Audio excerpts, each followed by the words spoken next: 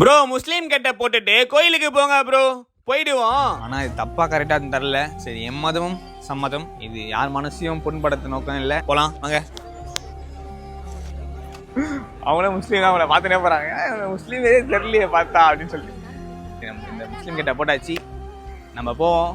இது சத்தியமா யார் மனசும் கஷ்டப்படுத்துற நோக்கம் இல்லை. நான் தப்பு பண்ணிட்டு இருந்தா சாரி, மன்னிச்சிடுங்க. நான் தப்பா இருந்தா மன்னிச்சிடுங்க, மன்னிச்சிடுங்க, மன்னிச்சிடுங்க. இப்போ நம்ம போலாம் வாங்க. அப்புறம் நானும் கோயிலுல போயிட்டு கியூல நின்னேன். எல்லா ரியாக்ஷனும் பயங்கரமா இருந்தது. கியூல போயிட்டு இருக்கும்போது ஒருத்தர் சொன்னாரு, கேப் போட்டுட்டு உள்ள அலோ பண்ண மாட்டோம், நீ வேணா கேப்பை கழட்டிட்டு உள்ள போ அப்படின்னு சொன்னாரு. ஆனா நான் கேப்பை கழட்டவே இல்லை. புரியல ஏன்னா கேப் போட்டு போக கூடாதா?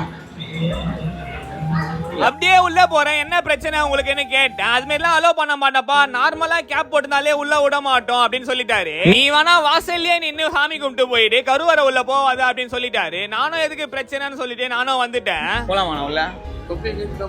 சொன்னோம் இல்லையா? சரி, நீ போறியா? போயிட்டு வெளியே வரியா?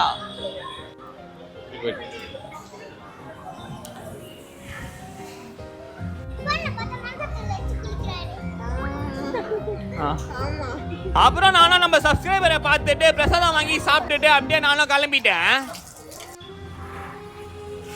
இதோ டாஸ்க் முடியுது. ஆனால் என்னை வந்து கோயில் உள்ள அலோவ் பண்ணல. என்னை வாசலே இல்லை, இல்லைன்னா உள்ளே கழிட்டு தான் உள்ளே போங்க அப்படின்னாங்க. நான் கழட்ட மாட்டேன் அப்படின்னேன். அப்போ வாசல்லே நின்றுட்டு போயிடுங்க அப்படின்ட்டாங்க. அதனால சரி, நான் உள்ளே கழட்டாமல் வாசல்லே நின்றுட்டு என் ஃப்ரெண்டை மட்டும் உள்ள அனுப்பிட்டு நான் வந்துட்டேன். வெளியே வந்து நின்றுட்டேன். இது வந்து யார் மனசையும் புண்படுற நோக்கம் அல்ல. ஆனால் தப்பாக இருந்தால் மன்னிச்சிடுங்க. Sorry sorry sorry. எனக்கு எம்மதமும் சம்மதம் தான். இதோட இந்த வீடியோ முடியுது. நெக்ஸ்ட் என்ன பண்ணலாம் சொல்லிட்டு கமெண்ட் பண்ணுங்கள். அடுத்த வீடியோ பார்ப்போம். பை.